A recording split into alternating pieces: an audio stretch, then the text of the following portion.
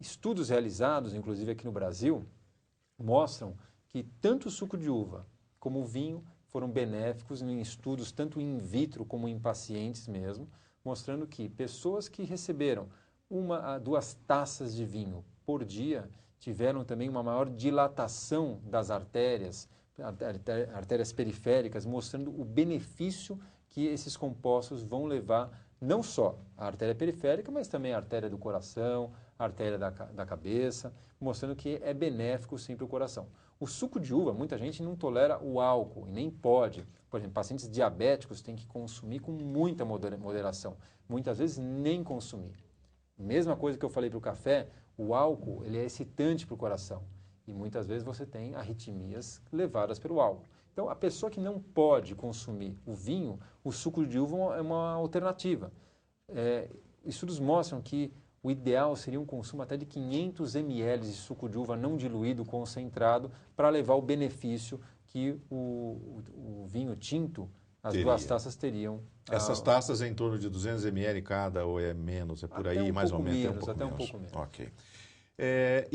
Bom, você recomenda para os seus pacientes que não bebem tomarem vinho? Complicado, né, Romeu? Você chegar e falar, beba vinho, coma chocolate, coma ovo. Então, esse é um assunto muito... nós temos que abordar esse assunto com o paciente de uma maneira muito cautelosa, né? Eu evitaria... E ampla, né? E ampla, todos esses com aspectos. certeza. Eu acho que isso é importante. A primeira coisa é informar. Claro. Né? Se a gente pudesse ter E justamente esse é um dos objetivos desse programa, informar a população sobre quais são os benefícios e os malefícios dos alimentos. Então, o vinho, eu evito, talvez, indicar.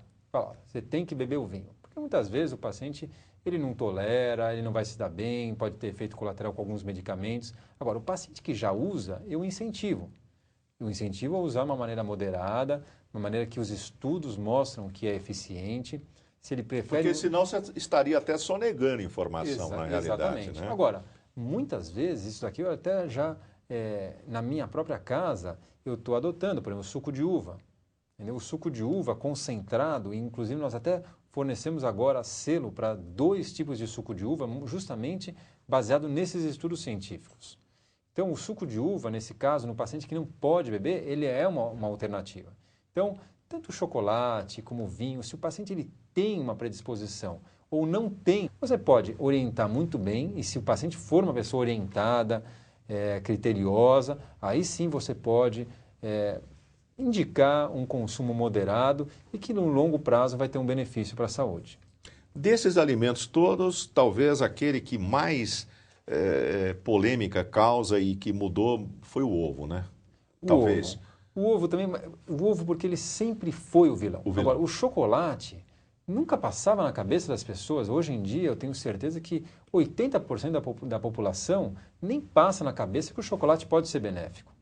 Entendeu? Okay. Mas eu acho que, realmente, o grande vilão e que está saindo agora desse papel de vilão é realmente o ovo. A gente sempre fala que o ideal é a pessoa comer no café da manhã 2 ovos com um chá. O chá verde também tem esses compostos polifenóis sendo benéfico para a saúde. Então, um ovo, chá verde, um cafezinho depois do almoço, uma barrinha de chocolate na hora do lanche e, no final da janta, uma boa taça de vinho tinto. Aí a pessoa, isso tudo associado a uma dieta balanceada, todos esses fatores vão ser benéficos para o nosso coração. E um exercíciozinho. Fundamental, fundamental.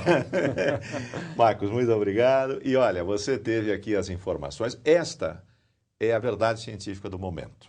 Esse é o diferencial desse programa. Você aqui teve as informações de uma pessoa que está absolutamente dentro do contexto atual. É claro, se novas pesquisas surgirem, nós seremos os primeiros a chegar aqui e dizer, olha, agora é assim. Por enquanto, é isso. Até o próximo De Coração.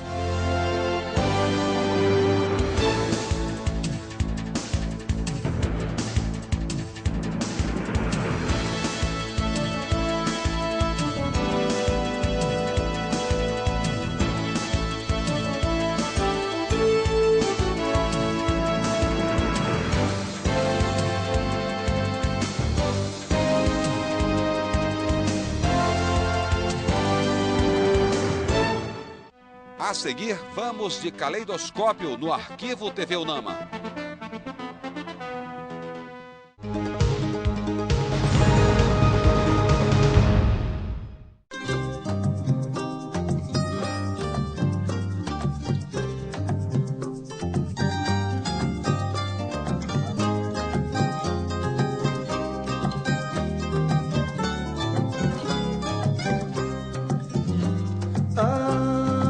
De tanto rio, eu vou me ausentar.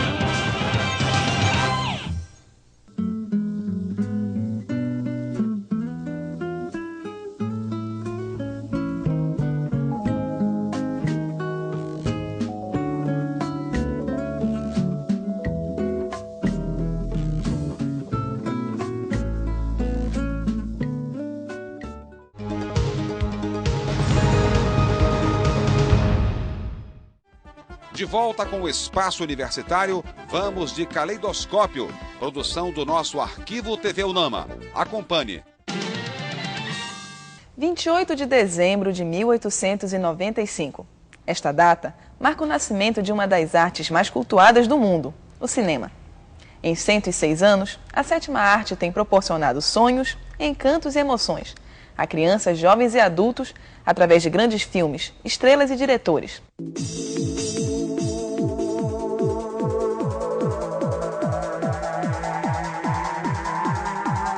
Pesquisadores franceses e estrangeiros trabalharam com empenho para que um velho sonho fosse finalmente realizado: a reprodução do movimento dos seres vivos na forma de imagens pintadas ou fotografadas.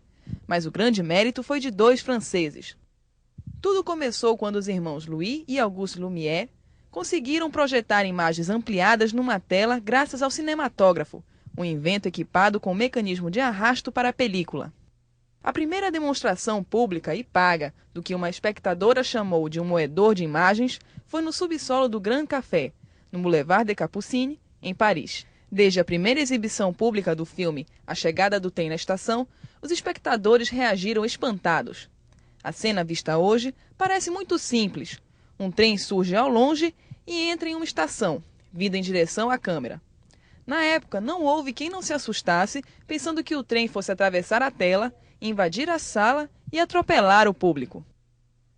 Os irmãos Lumière talvez não tivessem consciência de que haviam criado um importante meio de expressão, pois chegaram a dizer que o cinema era uma invenção sem futuro. Ainda no século XIX, o cinema começa a engatinhar como arte pelas mãos de outro francês, Georges Méliès, um ilusionista que percebeu a potencialidade da câmera de filmar e se tornou o pai da ficção científica e dos primeiros efeitos especiais.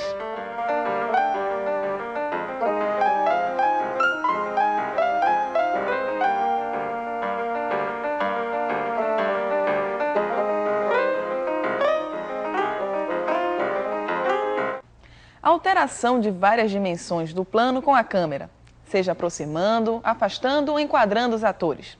Esta é uma das técnicas cinematográficas utilizadas no início do século XX pelo diretor americano David Wark Griffith. Em 1908, Griffith estabeleceu os fundamentos da montagem narrativa no cinema, com o objetivo de captar diferentes tensões dramáticas, introduzindo novidades ao inventar o plano médio americano, o flashback e o travelling. Esses fundamentos foram considerados um marco na história do cinema. No filme O Nascimento de uma Nação, Griffith utilizou estas técnicas.